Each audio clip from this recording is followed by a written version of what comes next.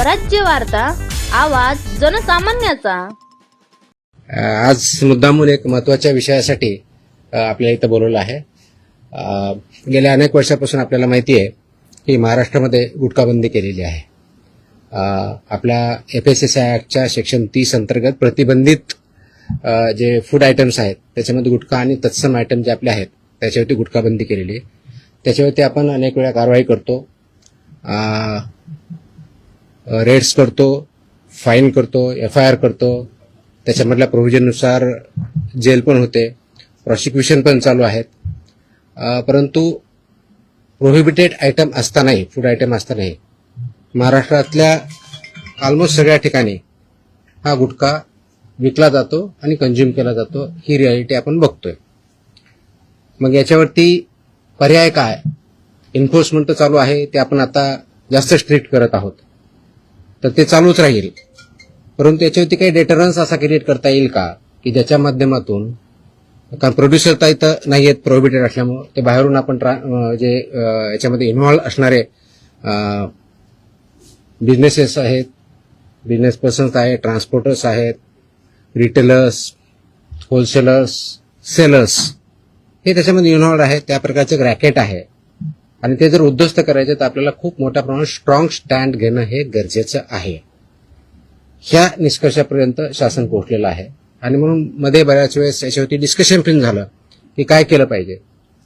आणि मी इथं जॉईन झाल्यानंतरही याच्यावरती आम्ही विचार केला काय करता येईल, कारण याच्यामध्ये this is a danger to public health आणि म्हणूनच तो आयटम प्रोहिबिट केलेला आहे। जर पब्लिक हेल्थला जर डेंजर असेल आणि तो आयटम प्रोहिबिट केलेला असेल तरीही त्याचा व्यापार होत असेल, तिथं ट्रान्सपोर्ट होत असेल, होलसेलर विकत असतील, सेलर विकत असतील आणि तो अवेलेबल होत असेल, तर त्याच्यावरती स्ट्रिंजेस्ट पॉसिबल ऍक्शन घेणं गरजेचं आहे। ह्या निष्कर्षापर्यंत पोहोचल्यामुळं आज दिनांक 12 जून रोजी मी मोका लावण्याचे आदेश पारित केलेले आहेत। So we have issued the order saying that MCOCA provisions will be, MCOCA कायदा, मकोका ज्याला आपण म्हणतो, Maharashtra control of organise crimes act 1999 हा आम्ही इन्व्होक केलेला आहे। ही माझी तिची ऑर्डर आहे इश्यू केलेली, आणि ह्या ऑर्डरच्या अनुषंगाने हा फक्त फूड सेफ्टी ऍक्ट 2006 चे कलम 3, 26, 27, 30, 38, 41, 42, 59, 63, 64 आणि 89 बरोबरच Maharashtra control of organise crimes act 99 चा sections 21D, 21E, 21F, 3, 4, 18, 21 and 23 read with code of criminal procedure 1973 किंवा भारतीय नागरिक संहिता सुरक्षा संहिता 2023 याच्या अनुषंगाने ही ऑर्डर मी आज पास केलेली आहे। एक मिनिट मला बोलतो त्या, माझं पूर्ण होऊ दे, पूर्ण झाल्यानंतर विचारा ना प्रश्न। सो ही कारवाई करताना हे प्रोव्हिजन्स आहेत, त्याच्यामध्ये ऑथॉरिटी कोणती आहे, त्याचं रॅशनल काय आहे, कोणत्या क्राईम्सला, कोणत्या ऑर्गनाइज क्राईम मधल्या जी 21D ची डेफिनेशन सांगितलं त्याच्या क्राईम मध्ये हा क्राईम कसा बसतो, त्याच्या ऑथॉरिटी कोण कोण आहेत, ह्या सर्व आपण डिफाईन केलेल्या आहेत। आणि याच्या अनुषंगाने अल्टिमेटली आपण काही ऑर्डर्स, डिरेक्शन्स या माध्यमातून दिलेल्या आहेत। त्याच्यामध्ये ज्या ज्या ठिकाणी हे मोर दॅन वन्स एखाद्या ह्याच्यामध्ये ट्रेड करणारा व्यक्ती, संस्था, आस्थापना असेल त्यांच्याविरुद्ध कंपल्सरी मोका इन्व्होक करायची ही ऑर्डर आहे। त्याचबरोबर सेक्शन 23 ऑफ मकोका ची जी प्रोसेस दिलेली आहे ती प्रोसिजर कंपल्सरी पाळायची, हे पण आपण या सेक्शनमध्ये आदेश दिलेले आहेत।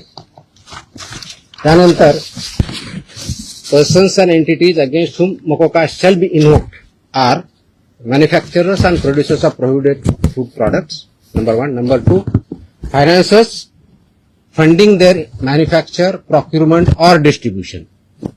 Number 3, interstate and intrastate suppliers and commission agents. Number 4, transporters and vehicle operators, including agents who book or arrange transport. Number 5, godown operators, warehouse owners, and store managers who knowingly store such products. Sixth, wholesale dealers and distributors. Seventh, sub-dealers and semi-wholesaler agents. Eighth, retail sellers forming part of an identified organized network. And nine, any other person who knowingly facilitates, abets, conceals or assists any of the above. त्या इतक्या जणांविरुद्ध मोकोका वापरायचे ह्याच्यामध्ये आदेश आपण केलेले आहेत. त्याचबरोबर प्रिझम्पशन ऑफ एलिजिबिलिटी जी आहे ती फक्त याच्यावरती नाही तर प्रिझम्पशन ऑफ एलिजिबिलिटी हे आपण ज्यावेळेस म्हणतो की any one or more of the following is present, ते स्ट्रॉंग प्रिझम्पशन फेवर करणारं मोकोकाला हे प्रोव्हिजन वापरायचं. आणि no officer shall refrain without recording specific return reasons approved by joint commissioner. रिजनचं जे असेल त्याच्यामध्ये की interstate supply chain or manufacture nexus हे आपल्याला वरती न्यायचं प्रिझम्पशन ऑफ एलिजिबिलिटीसाठी वापरायचं. Clandestine godowns, fake labels, dummy firms or forged invoices याच्यासाठी सुद्धा हा वापरायचा आहे. Simultaneous seizures across multiple districts pointing to a common syndicate त्याच्यासाठी सुद्धा वापरायचं आहे. Corruption of enforcement officials or intimidation of informers of witnesses यासाठी आपण वापरणार आहोत. Seizure value exceeding ₹10 lakhs in a single action or ₹25 lakhs cumulatively from the same account or network. आणि financial flows indicating systematic profiteering including हवाला और बेनामी channels याच्या सुद्धा आपण ते एस्केलेट करण्यासाठी हे सुद्धा प्रोव्हिजन त्याच्यामध्ये आपण वापरणार आहोत. याची ओरिजिनल ड्युटी आहे ते आपण फूड सेफ्टी ऑफिसरवरती देणार आहोत. डेजिग्नेटेड ऑफिसरच्या ड्युटी आपण याच्यात ज्याला असिस्टंट म्हणून त्यांना डिफाईन केलेल्या आहेत, जॉईंट कमिशनरच्या केलेल्या आहेत. नेटवर्क वाईड प्रॉसिक्युशन करायचं हे आपण सांगितलं आहे, पार्शियल ऍक्शन घ्यायची नाही, कम्प्लीट घ्यायची. आणि कॉन्फिस्केशन, अटॅचमेंट अँड फोरफिचरचं कसं करायचं ट्विन ट्रॅक स्ट्रॅटेजी ही पण त्याच्यामध्ये सांगितलेली आहे. त्याचं प्रॉसिक्युशन रजिस्टर मेंटेन करायचं सांगितलेलं आहे, बेलला अपोजिशन करायचं सांगितलेलं आहे आणि procedure compliance with the criminal procedure code हे सुद्धा आपण मॅन्डेटरी केलेलं आहे. याला सर्वांचा ऑब्जेक्टिव्ह जो आहे बेसिकली आपण मोका का वापरतोय कारण हा स्ट्रिंजंट लॉ आहे, आय अंडरस्टँड. आणि त्याचं म्हणूनच खूप थॉट करून विचार करून याच्यावरती कायद्याचे जे कलम आहेत, सेक्शन्स आहेत त्याचा अभ्यास करून this order is basically done to prosecute in the interest of food safety in violation but as an organized crime against public health. हा क्राईम पब्लिक हेल्थच्या अगेन्स्ट आहे. आणि आर्टिकल 47 ऑफ द कॉन्स्टिट्यूशन जे आहे ते स्टेटला मॅन्डेट करतं. That is where my order begins with. आणि तुम्हाला copy me देईलच, press note बरोबर ही कॉपी पण असेल so that you can go through that order.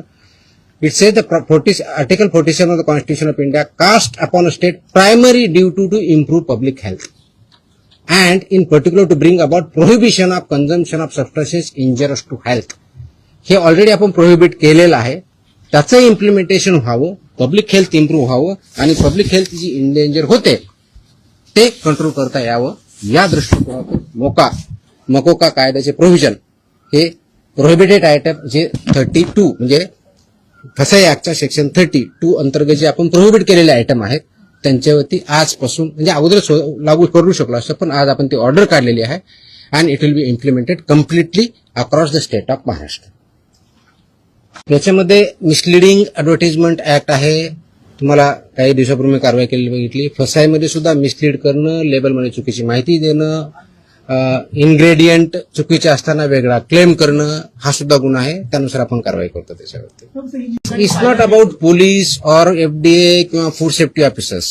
It is the holistic. याच्यामध्ये कंझ्युम करणारा आहे तेवढा जबाबदार आहे, विकणारा आहे तेवढा जबाबदार आहे, इन्फोर्स न करणारा आहे तेवढा जबाबदार आहे. जो कोणी जबाबदार असेल आपण त्याच्यावरती कारवाई करणार आहोत आणि स्ट्रिक्ट करतोय. तुम्ही गेल्या काही दिवसामध्ये बघितलं असेल हा ज्यावेळेस प्रोहिबिट केला त्यावेळेसचा उद्देश हाच होता, ही it's a danger to public health.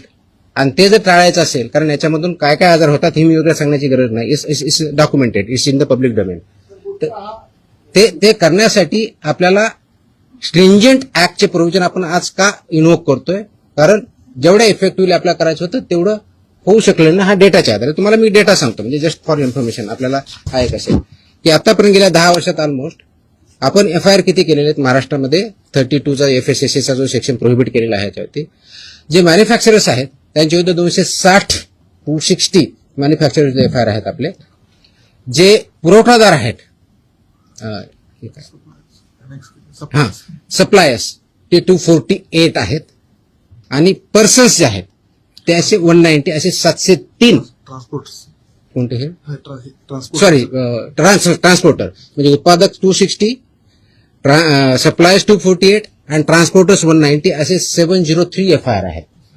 So FIR काय कमी केलेत अशातला भाग नाही. त्यांचं प्रॉसिक्युशन त्यांची पुढची प्रोसेस आपण करतोय, पण आपल्याला अजूनही त्याच्यामध्ये कम्प्लीट याच्यामधून खरोखरच हद्दपात करण्याच्या दृष्टीने कारण याच्यातून झाला नाही तर पुढची स्टेप आपण घेतोय आणि ती आज आपण घेतलेली आहे. Yes please. ते सांगितलंय की दोज हु आर रिस्पॉन्सिबल त्यांच्यावरती आपण कारवाई करणार कुणी असू द्या.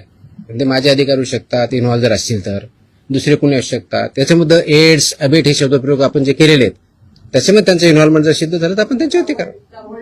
याच्यामध्ये आमचे काही अधिकारी इन्व्हॉल्व आहेत असं खूप अलिगेशन होतात, कंप्लेन येतात, आम्ही त्या व्हेरीफाय करतो. पुढच्या काही दिवसामध्ये असे काही अधिकाऱ्यांचं इन्व्हॉल्वमेंट आहे किंवा नाही याच्याबद्दलचे इन्व्हेस्टिगेशन आमच्याकडे सध्या चालू आहेत. त्याच्यातून जे रिझल्ट येतील ते आपल्यापर्यंत येतीलच. मला धमकी आलेलं कुणी सांगितलं तुम्हाला? नाही, sorry, no sorry, please look at ती जुनी क्लिप आहे, कमीत कमी 10 वर्षापूर्वीची आहे. Look at the clip. आताची क्लिप नाही याची ती दॅट वॉज नाही मला नाही आलेलं that clip. If I remember correctly, मला आठवत नाहीये, इफ आय रिमेंबर करेक्टली बहुतेक ती पुण्यातली क्लिप आहे, फेनावाजीन पीएमपीएम आहे. चेकआउट तुम्ही बघा ते क्लिप आताची नाही, मला कोणतरी पाठवली, मला कोणतरी विचारलं, मला अशी धमकी नाही आलेली. क्लॉज वापरण्यासाठी ज्या काही प्री कंडिशन्स आहेत त्या फुलफिल झाल्या डेफिनेटली करणार आम्ही. कारण त्याला एका गुन्ह्यासाठी होत नाही, it has to be more than 1 offence in last 10 years. त्यांच्यावर जर झालेला असेल तर डेफिनेटली आम्ही करू, कारण त्याचे कंडिशन फुलफिल करायला पाहिजे. अदरवाईज आमचे FSSAचे ऍक्ट, BNS ऍक्ट आम्ही ते वापरतोच आहोत. आज ती जे हल्ला झाला त्याच्यावरती इमिजिएटली स्विफ्ट कारवाई पण झाली. 7 का 8 लोक त्याच्यामध्ये अरेस्ट पण झाले इमिजिएटली.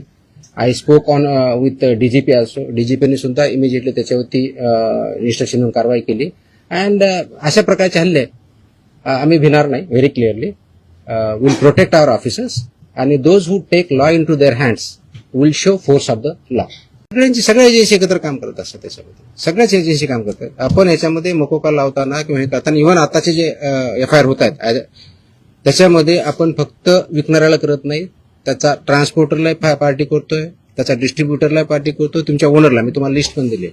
तर इथून पुढचे आता आल्यापासून FIRचे हे it will be right from manufacturer to seller. आताही होतात, अजून जास्त स्ट्रिंजंटली होतील. So they are responsible. कायद्यामध्येच व्हेरी क्लिअरली त्याचे कुठेही डाऊट नाही त्याच्याबद्दल.